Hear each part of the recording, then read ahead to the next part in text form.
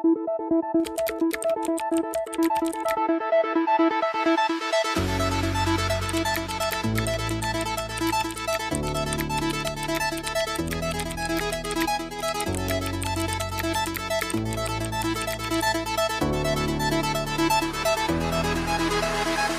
Swastiastu, welcome to our video. Perkenalkan, nama saya Luputu Erlina Aryawati. Saya Kade Dwi Purnami. Kami dari mahasiswa Universitas Pendidikan Ganesha, Prodi S1 Akuntansi. Jadi pada video ini kami akan menjelaskan terkait dengan perusahaan yang ada di Indonesia.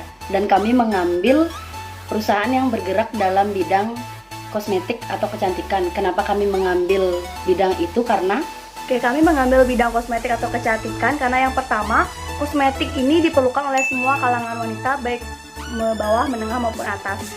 Selain itu, kami mengambil dua perusahaan besar ini itu karena perusahaan ini bisa bertahan dari dulu sampai sekarang.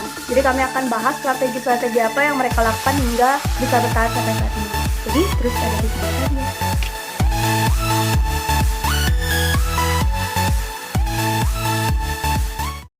baik, untuk yang pertama adalah review terkait dengan PT Paragon Technology and Innovation, yang dimana PT Paragon Technology and Innovation ini pertama kali itu bernama PT Pusaka Tradisi Ibu yang didirikan oleh Nurhayati Subakat pada tahun 1985.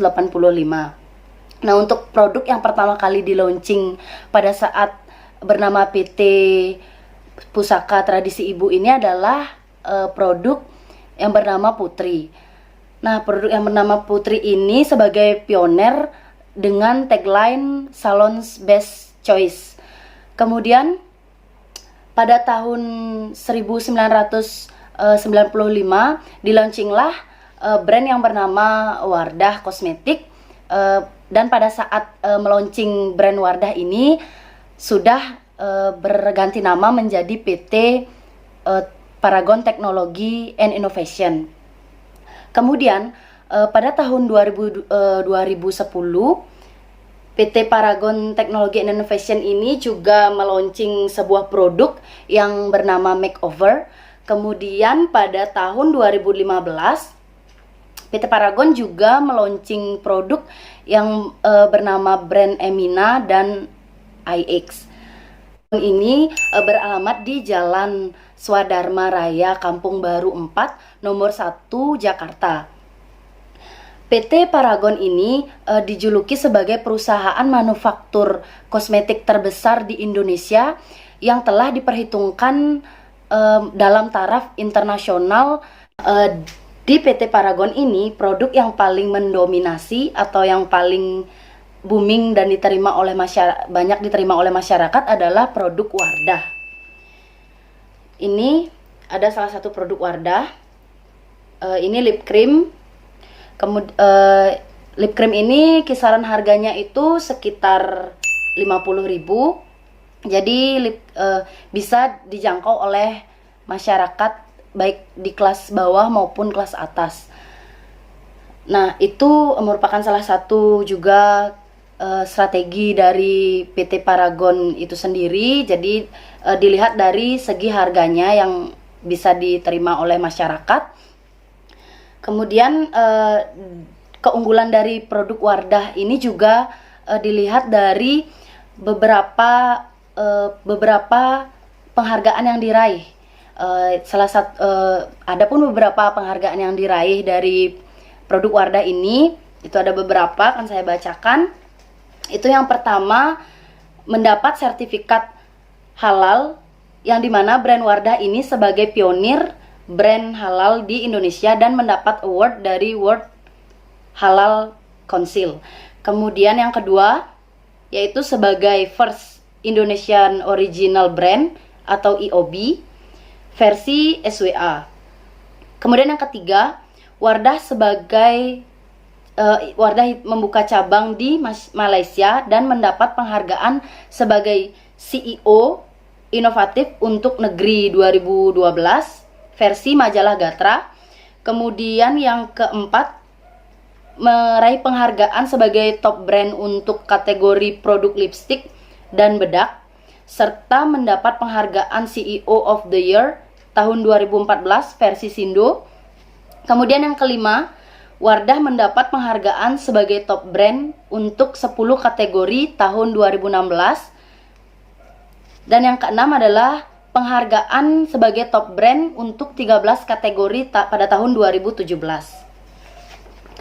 Nah, itu merupakan penghargaan yang diraih oleh produk Wardah. Nah, sedangkan untuk PT Paragon sendiri itu meraih penghargaan itu sebagai Economic Challenge Award tahun 2013 untuk kategori industri kosmetik dengan kriteria perusahaan asli Indonesia yang mampu tumbuh dan berkembang di tengah krisis. Jadi PT Paragon ini sejak tahun 1985 sampai dengan saat ini tahun 2020 itu masih berkembang dan menghadapi berbagai krisis yang terjadi selama beberapa tahun itu, dan sudah berdiri sekitar 34 tahunan. Nah, kenapa sih PT Paragon ini bisa berkembang mengikuti dengan berbagai krisis yang sudah terjadi sebelumnya? Itu karena PT Paragon ini bisa selalu melakukan pengembangan produk, itu baik membuat inovasi-inovasi baru untuk lebih menarik minat pelanggan dengan memunculkan produk-produk yang cepat diterima oleh masyarakat dengan kualitas yang bagus. Kemudian selain dengan produk yang dia buat, melakukan inovasi-inovasi itu, dia juga PT Paragon ini juga melakukan pengembangan SDM demi menghasilkan produk yang memiliki kualitas tinggi. Nah, pengembangan SDM ini dilakukan dengan berbagai hal. Salah satunya yaitu melalui beberapa program pengembangan seperti melakukan pelatihan soft skill, kemudian untuk seluruh level, dan melakukan program sumbang saran sebagai alat penggerak roda improvement. Kemudian juga melakukan pengaplikasian terhadap quality in process kultur dan multi skill development program. Nah, itu merupakan beberapa prosedur manajemen yang dilakukan untuk pengembangan dari PT Paragon ini. Kemudian untuk pemasaran dari produknya, seperti halnya pada perusahaan pada umumnya yang lain, itu dilakukan melalui dua cara. Yang pertama itu secara langsung, dan yang kedua itu melalui media. Nah, yang melalui secara langsung ini dilakukan dengan menempatkan produk-produknya seperti di mall atau toko-toko kosmetik, kemudian juga melakukan demo-demo terkait dengan produknya dan juga kelas-kelas kecantikan di beberapa tempat yang ada ramai masyarakatnya. Kemudian juga melalui media, yang mana itu melalui media sosial seperti Facebook, Instagram, dan media sosial lainnya yang dimiliki oleh PT Paragon. Kemudian juga melalui iklan. Iklan ini dilakukan di televisi. Selain di televisi juga iklan dilakukan di YouTube dan tempat-tempat promosi lainnya yang dapat membuat produk-produk dari PT Paragon ini dikenal oleh masyarakat.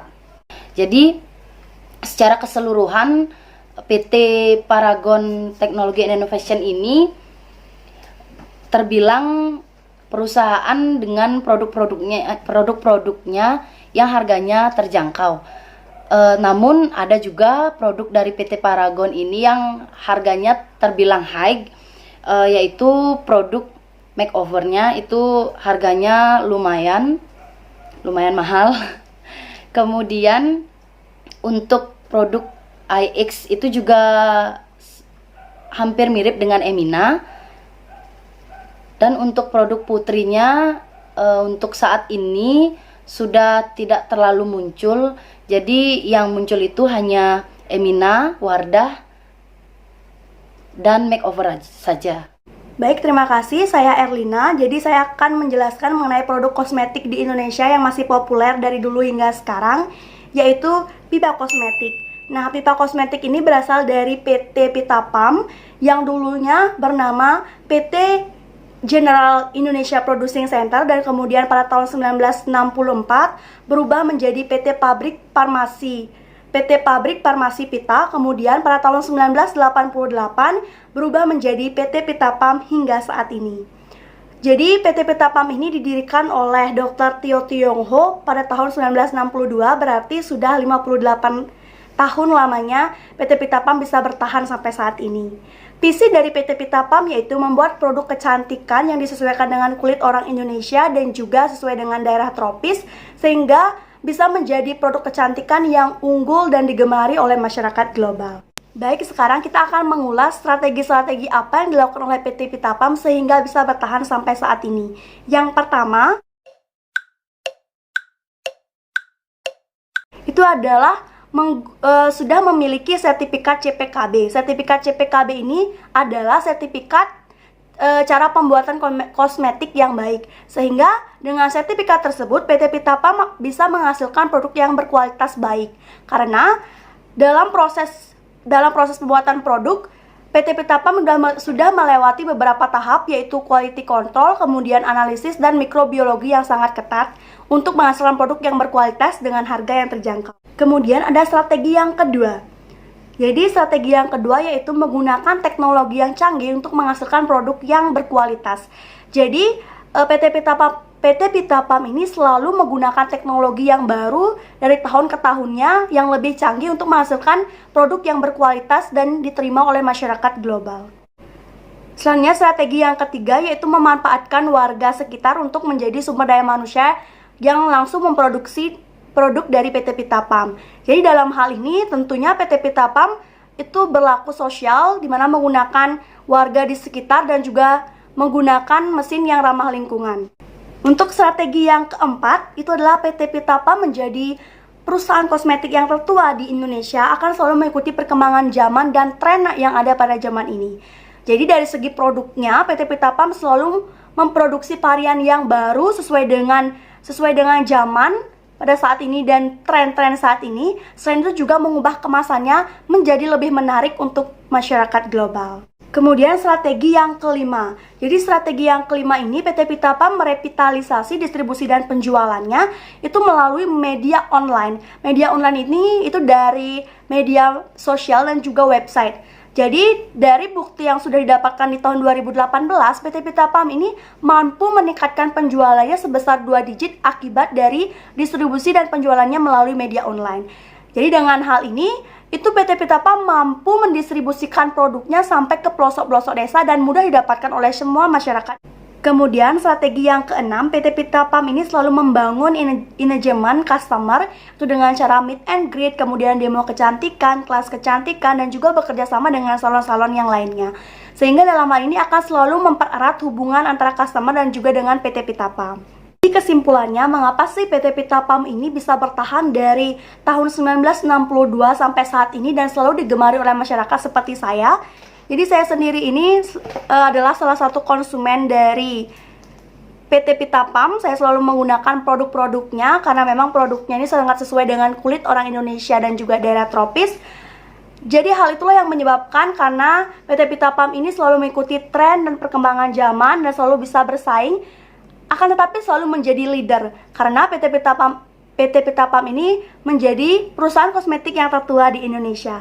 Dengan mengikuti perkembangan zaman dan juga selalu terbuka terhadap perubahan, PT Pitapam mampu bertahan sampai saat ini.